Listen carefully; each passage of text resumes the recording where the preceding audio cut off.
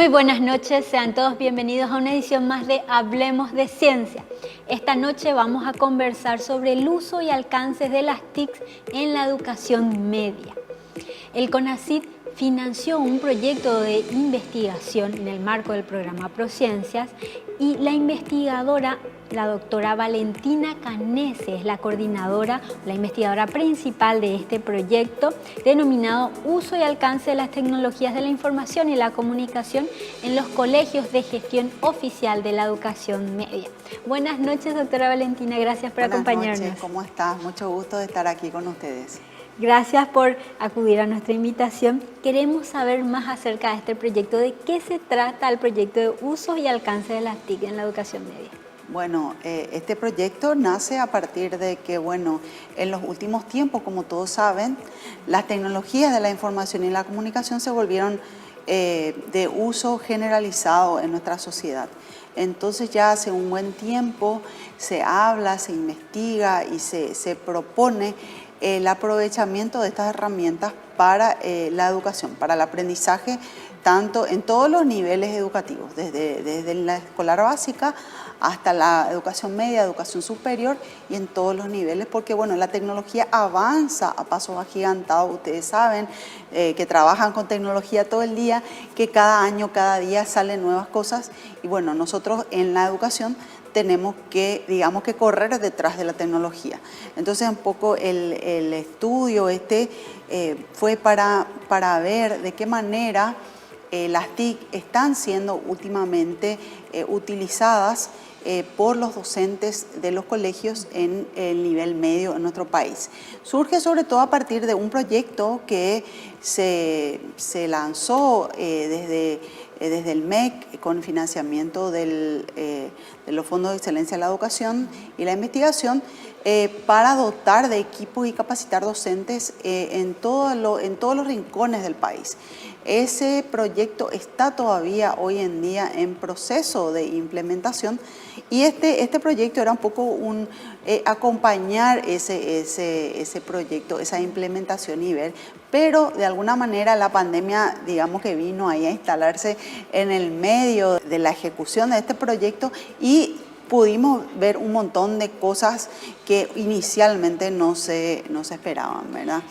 Y en ese sentido, mencionas un poco que esto viene de la mano de un proyecto del MEC, pero ¿de qué hablamos puntualmente cuando mencionamos las tecnologías de la información y la comunicación? ¿De notebook, teléfonos, de qué equipos? Bueno, en este caso, este proyecto es bastante abarcante. Nosotros utilizamos unas herramientas adaptadas de colegas canadienses que ya tienen sus buenos años de uso, esta herramienta de uso y alcance de las TIC, pero adaptada, a lo que son las tecnologías hoy en día.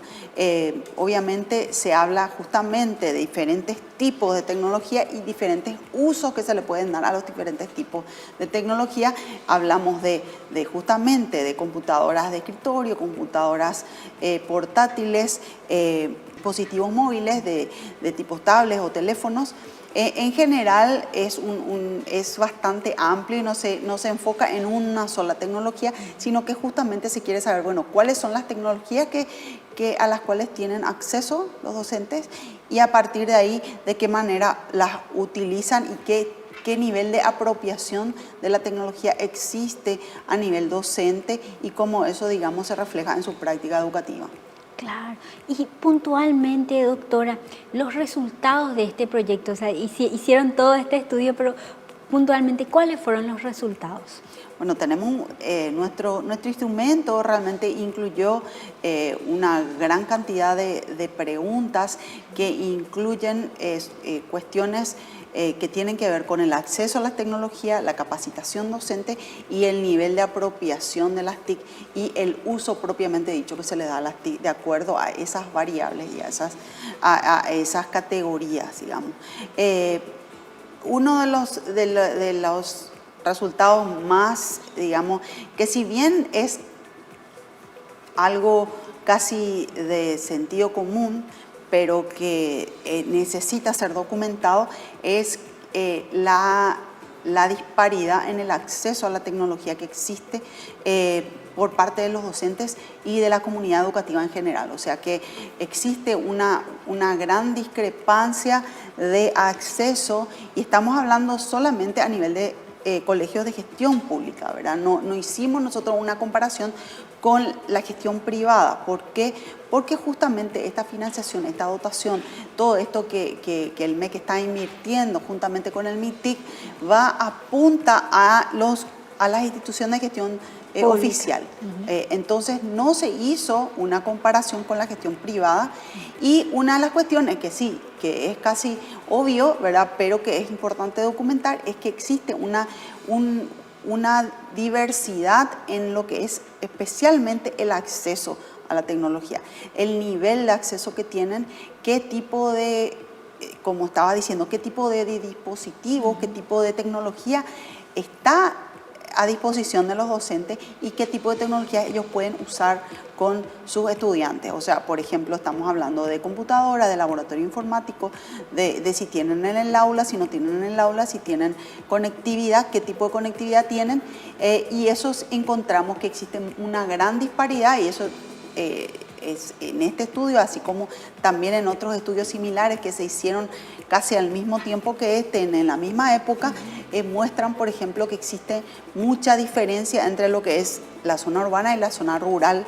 por el alcance mismo que tiene la señal de la conectividad, por un lado. Y por otro lado, los mismos aparatos, que en unas instituciones, por ejemplo, si bien existen aparatos, si bien existen por ejemplo, laboratorios informáticos, de repente o no tienen conectividad o no todos los estudiantes tienen acceso a estos equipos de la misma manera, porque, por ejemplo, son solamente para los que están en el bachillerato en informática y los otros ya no tienen.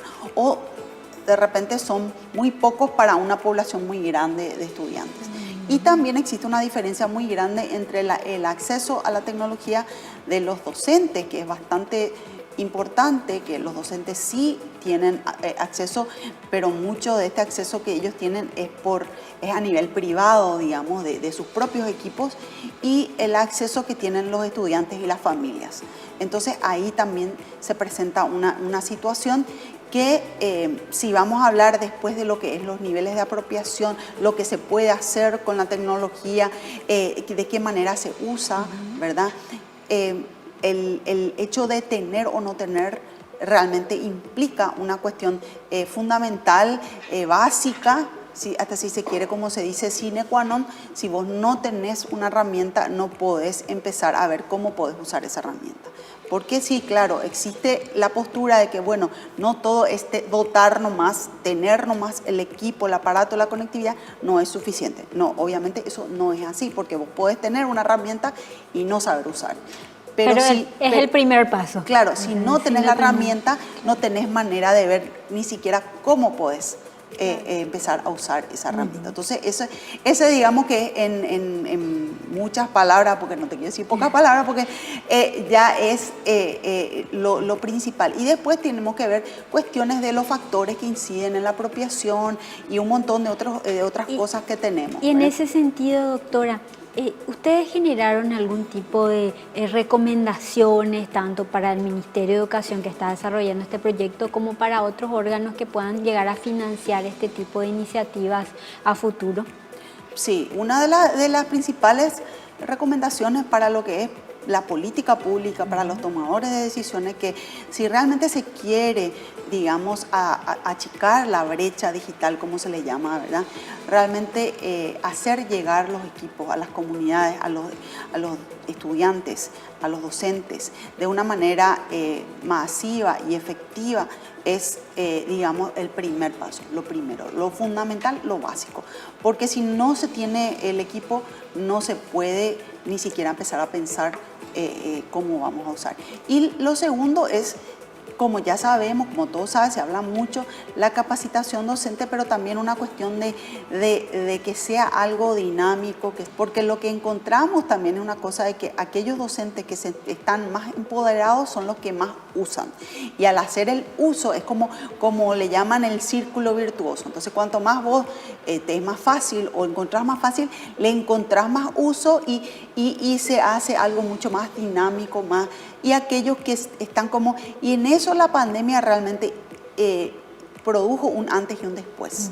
Es una de las cosas que sí nosotros tuvimos que cambiar la metodología de nuestro estudio, que tenía una metodología mixta, cual, ¿verdad? De explicativa, que íbamos a usar solamente el instrumento y luego ya grupos focales para explicar un poco por qué la gente contestó de cierta manera. Tuvimos que adaptar nuestro instrumento e incluir una fase previa de validación por la cuestión de la pandemia. Y en esos, por ejemplo, grupos focales de exploratorios y en los grupos focales confirmatorios pudimos ver que realmente existen y que los docentes hablaban de que sí, que muchos se vieron forzados a capacitarse y que en algunos casos eso fue algo bueno, ¿verdad? Que ellos mismos encuentran y también que reconocen que tienen que seguir aprendiendo, que no es algo que yo voy a aprender una vez y se va a acabar, porque la tecnología es algo, entra dentro de ese concepto que hoy en día se trabaja en educación, que es el aprendizaje a lo largo de la vida, que no es algo que nosotros ahora yo te enseño y ya eso ya es lo que te quedas con eso para siempre. Es ¿verdad? Un aprendizaje continuo. O sea, Sí, continuamente todo, uno debe de ir porque actualizando. hoy en día la sociedad avanza de una manera y la tecnología en todos los campos, nosotros realmente no podemos quedarnos porque la tecnología se va por delante y nosotros tenemos que mantener, digamos, estar detrás de eso. Sí, en realidad también nos obliga la nueva generación, ¿verdad? Tener nuevos alumnos que ya están mucho más avanzados, que ya son los que enseñan a los profesores, a los docentes muchas veces las nuevas utilidades o la nueva forma de utilizar las tecnologías. Sí, y ese es sí y no también, ¿verdad? Porque justamente ese es el desafío de la educación hoy en día, porque si bien nuestras nuevas generaciones saben usar muchas cosas, otras cosas no saben usar. Y es ahí donde la educación, el sistema educativo, los docentes mismos lo que dicen, bueno, ellos saben usar su teléfono para lo que sea, WhatsApp, TikTok, esto y lo otro, pero, por ejemplo, vos le pedís que haga una búsqueda, que sepa seleccionar las fuentes fidedignas, hacer un análisis crítico, esas cosas no son cosas que normalmente, naturalmente, nomás ellos van a saber.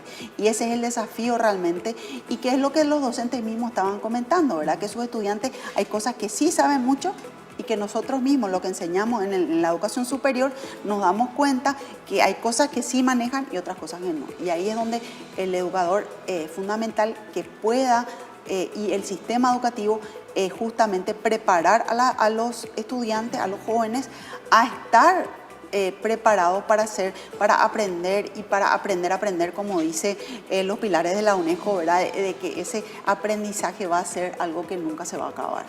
Y doctora, ¿cómo acceder a los documentos que ustedes generaron o a las informaciones que ustedes generaron? Nosotros hicimos una impresión de esto en formato resumen ejecutivo y en un formato libro, muy pocos ejemplares realmente, ya estuvimos repartiendo unos cuantos, aquellos que quieran tener el acceso a esto. Este es el resumen ejecutivo. El primero, el más grande, o sea, el más alto es el resumen ejecutivo. Este es el resumen ejecutivo en formato de revista, que tiene las principales cosas, eso que te estuve diciendo un poquito más, ¿verdad?